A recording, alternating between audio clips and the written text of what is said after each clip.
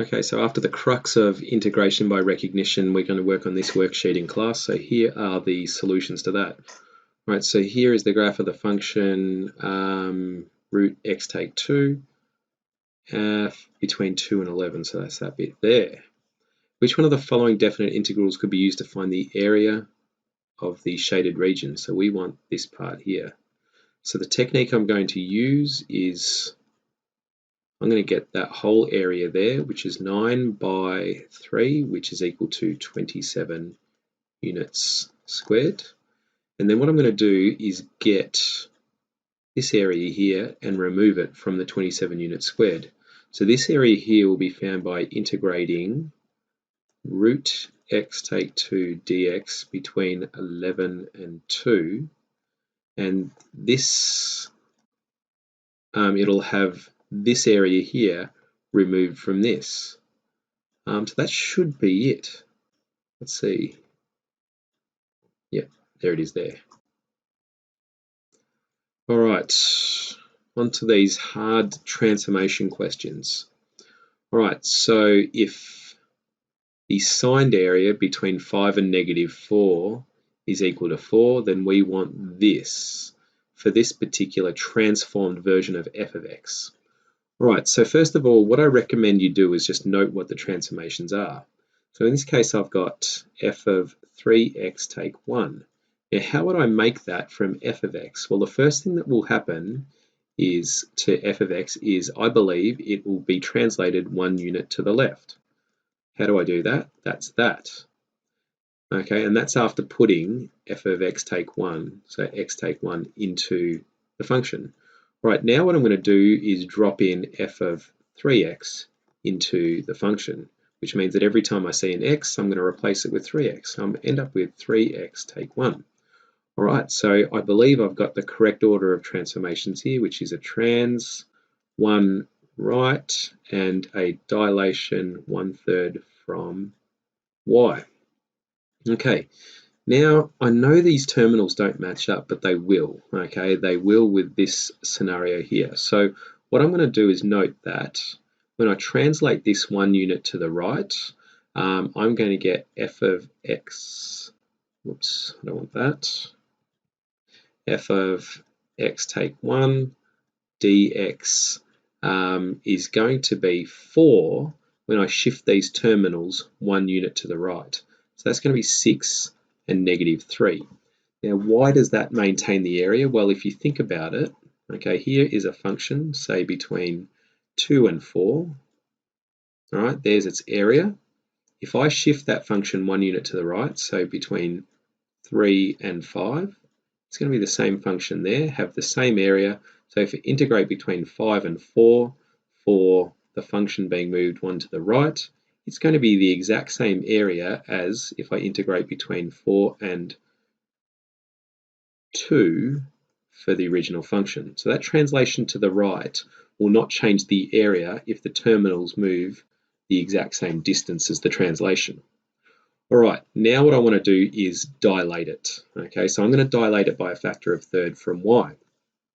Okay, so what happens if I dilate the terminals as well? So what I'm going to do is shrink the area of the function, okay, and shrink the terminals. So when I integrate, I'm going to get that by 1/3, which is equal to 2, that by 1/3, which is equal to -1, for f of 3x take 1 dx. Now, what will a dilation do to the area? The area is unchanged after the translation, but a dilation from y will shrink the area. How much? By a factor of 1/3. The answer is going to be 4/3. There it is there. Okay, this one here is a little more straightforward, I think. Okay, so the value of 6, the signed area between 6 and 3 for this transformed function, where I know between 6 and 3 for the original, it's equal to 6. Okay, so again, what we want to do is note that this here will be a dilation. So let's write the transformations. Dilation 2 from x, and this here will grab the function and lower it by 5. Okay, so again, if you picture this, 6 and 3, if this is my original function, and this area here is equal to 6, when I lower it by 5, what that will do is pull this line here, that line, down by 5 units. And essentially what it will do is remove a rectangle 5 units by whatever this distance here, which is 3. So what it's going to do is double this 6 and then reduce by 5 lots of 3, which is 15. So the answer, I believe, is -3. Right, there are other ways to do these problems, more algebraic methods. So I'm going to show you that one as well. So that's 6, 3, 2 f of x dx, take integral 5 dx between 6 and 3. Right, so what I want to do is just integrate these. Now this 2 here can come out. Take away, now integrate 5, which is 5x between 6 and 3. All right.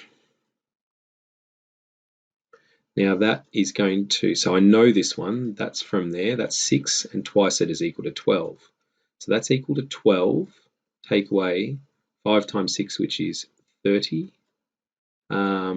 Take away 5 times 3 is 15, which is 12, take away 15, which is equal to -3. Right, so that's another way of doing it, the more algebraic method, but I'd love you to be able to do that via transformations because it means you really get it. Right, throwing back the clock here, what we're going to do is note that this hybrid function here has, well, it's differentiable when x is equal to 3 when a particular a value happens. So it's already implied that the functions are continuous. Okay, so now we're just going to see for what value of a in this function do we produce a differentiable function. So note that with differentiability, what has to happen is that the derivative at x is equal to 3, when I approach x equals 3 from the left and the right, it has to match. It has to be the same on each side. So my first thing is, because this function here is complete, i.e. it's got no parameters in it, what I'm going to do is get the derivative of that function at x is equal to 3. So to do that, I'll go to my calc and use diff x to the 3 take 9x squared plus 27x take 25. And there it is. And I'm going to say, hey, can you just tell me what your gradient is at x is equal to 3? Oh, well, 0. So at this join point here,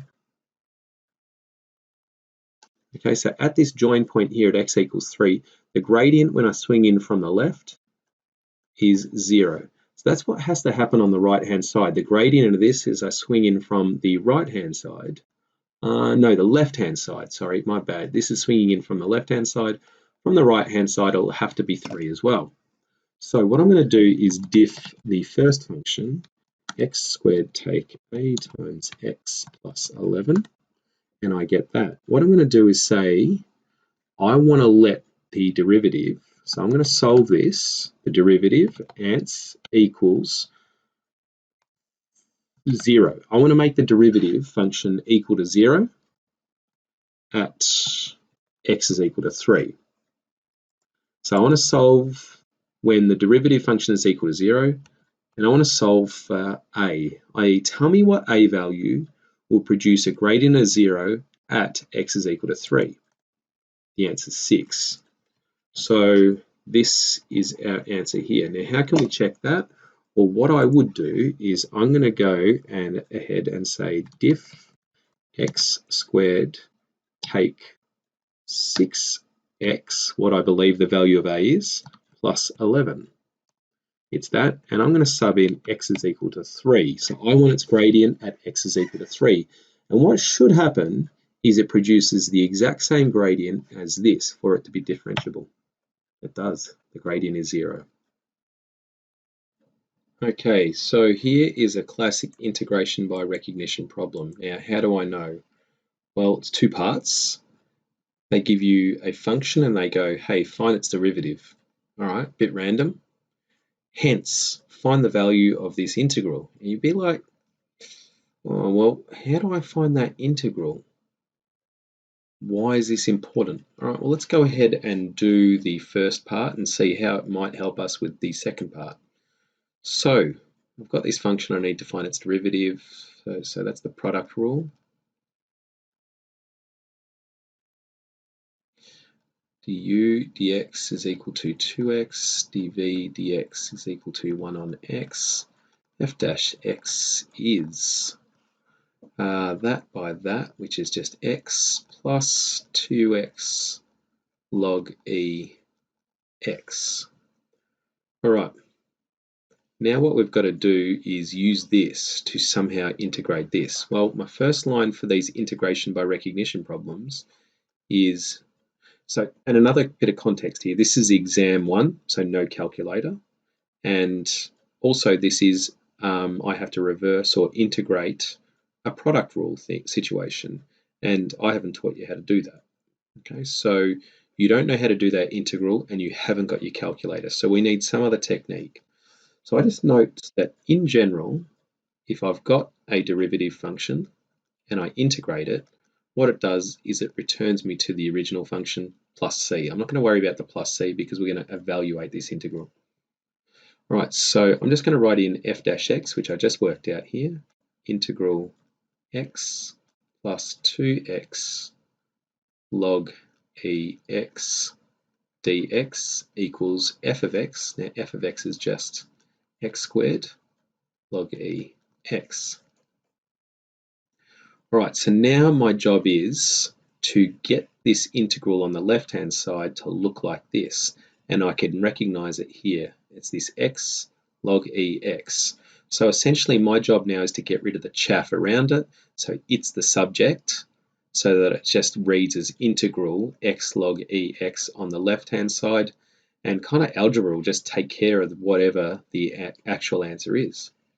Right, so let's do the split integrals. So I'm going to split the integral for x dx plus integral 2x log e x dx equals x squared log e x. So nothing much that I've done there. I've just split the integral. All right, now what I'm going to do is that integral I'm going to send to the left-hand side and integrate at the same time. Meanwhile, I'm going to grab this 2 coefficient and bring it out here. 2 integral x log e x dx equals x squared log e x. Take away, so let's take away the integral of that, which is just x squared on 2. All right, now the final step will be to multiply both sides by a half. Okay, so I'm going to multiply this side by a half, which will chop out that 2, leaving us with integral x log e x dx equals this x squared log e x over 2, take away x squared over 4. Let's just combine this all into one thing. X squared log e x with a 2, take away x squared all over 4. So I've just found a common denominator. So I've multiplied numerator by 2, denominator by 2. 4 is my denominator. Okay, now what I'm going to do now is I'll rewrite this x log e x dx and chuck the terminals on, e, 1 on e, and note that antiderivative with e and 1 on e subbed in will give us the signed area. Right, so let's bang in e first of all. So I've got 2e squared log e, take away e squared, all over 4. Take away. Now I'm going to put 1 on e or e to the negative 1 in. I think e to the negative 1 might be easier to put in. So I've got 2 e to the negative 2. So e to the negative 1 goes in there. All to the power of 2 means I'll multiply the powers. But log e to the negative 1, take away e to the negative 2, all over 4. Okay, fast running out of room here. All right, now I've got 2e to the 2, that's 1, take away e to the 2 over 4, take away. That negative 1 will come out the front, leaving us with log e. That negative 1 gets multiplied by that. That means that is negative 2 e to the negative 2 times 1. Take away e to the negative 2 all over 4. Okay. So we go to this space up here and continue. All right. Oopsie, what's going on now? Oh, no. Okay, so let's work on this. So I've got 2 e to the 2, take away e to the 2, all over 4, subtract. Now what I'm going to do, or note, is that if I pull out negative 1 as a common factor over here, let's just do it. I'm going to do this in another step. Subtract negative 1, 2e take 2, plus e to the negative 2 all over 4. Now that subtract negative means that I have to add them together. So it's going to be 2e to the 2, take away e to the 2, plus 2e to the negative 2, e to the plus e to the negative 2 all over 4, which is e to the 2 plus 3e to the negative 2 all over 4. Oh, this will be a modern day miracle if I've got this right. What is it? E, 1 on, whoops. I'm going to use this E.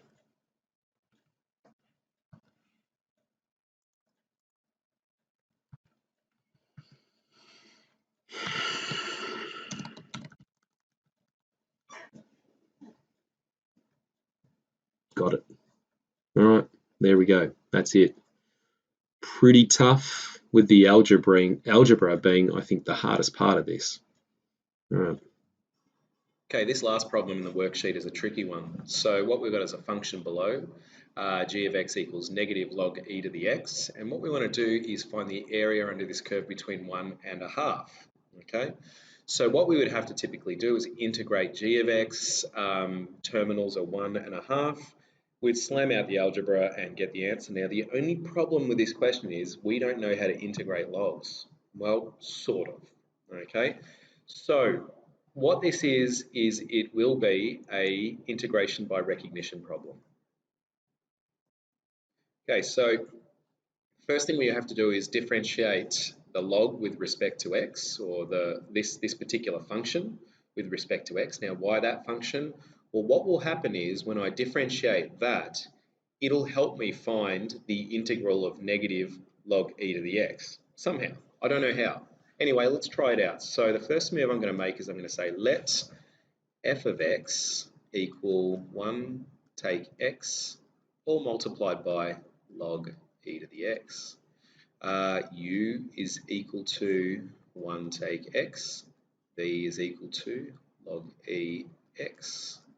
Du dx is equal to negative 1, and dv dx is equal to 1 on x. Okay, so that means f dash x will be equal to, what is it, u dv dx, which is 1 take x multiplied by that. So it's 1 take x all over x. Take away u dv dx plus v du dx. So negative multiplied by a positive is negative, and that's going to be log e x. All right, now because, well, let's just leave it as that. All right, so here we go. So hence, find the area. Hence means using this thing here, find the area of the shaded region above, which means they want me to integrate negative log e to the x, but I don't know how to integrate negative log e to the x. You'll be thinking, Mel has never taught me how to integrate a log. Then you'll go to the formula sheet and there's no formula for an integral of a log. So hence means using this information here, Integrate that, which will allow you to work out what the integral of negative log e to the x is, and then you should be able to find the area of the shaded region. Well, not you should, you will be able to find it. Okay, so because this is a integration by recognition problem, I always write this.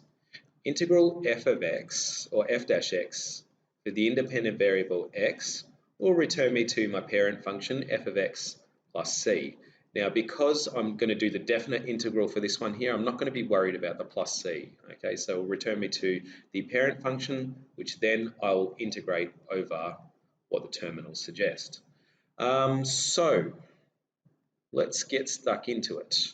So where f dash x is, I put this. So integral, now I'm going to split those terms, 1 over x, take away x over x, which is 1, take away log e to the x, dx equals the original function, which was 1 take x log e x.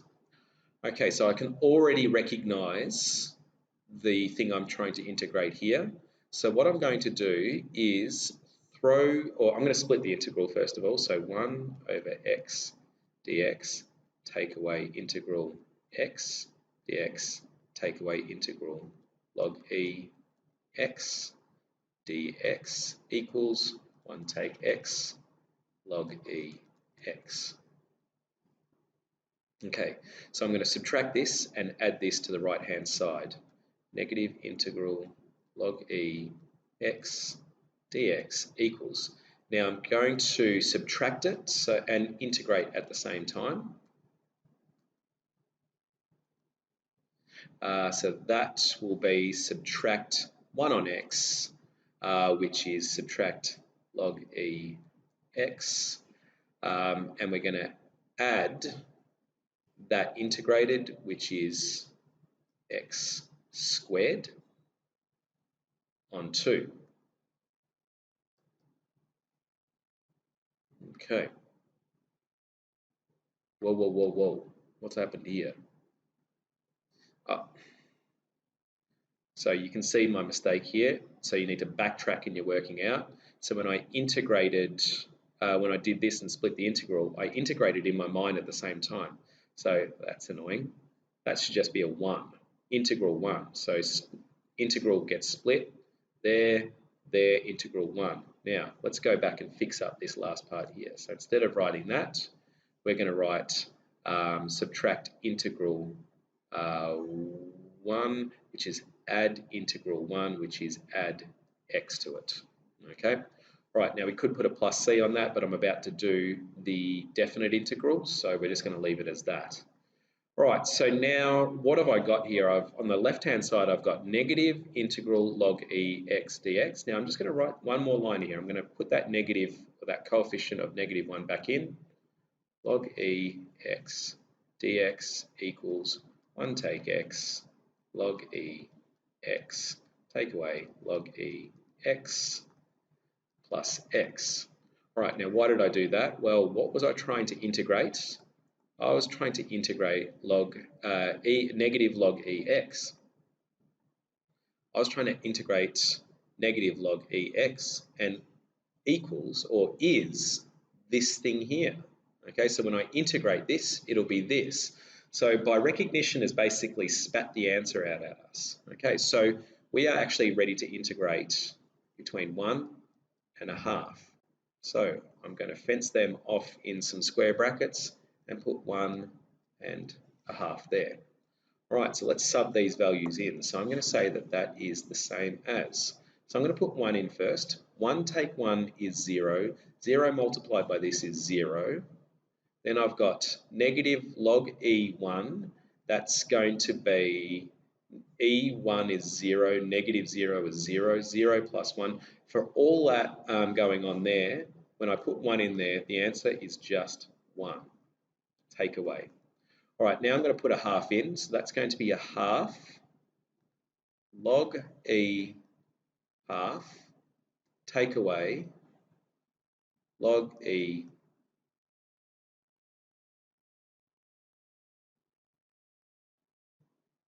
half plus half, all in brackets. Okay, now what we're going to do is let's just sort of distribute the negative across here. So I'm going to say that this is 1, take half log e to the half plus log e half plus half, take half. Okay, which is equal to a half. Now this is negative half log e to the half plus 1 lot of. So this is half a lot of e to the half, log e to the half, log e of a half. Then we're going to add 1 lot of it. So that's going to lead me to saying that I've got half log e half. Okay, now what I'm going to do is I need to get it in this form here. So I think that if I take out half as a common factor, then I'm going to know that half multiplied by this, by log e half, will just return me to that plus 1. And I think I've got it in the form required. Plus 1 is there, a is equal to a half, and we've got a out the front, which is also a half. So there you go, pretty tough problem, that one there.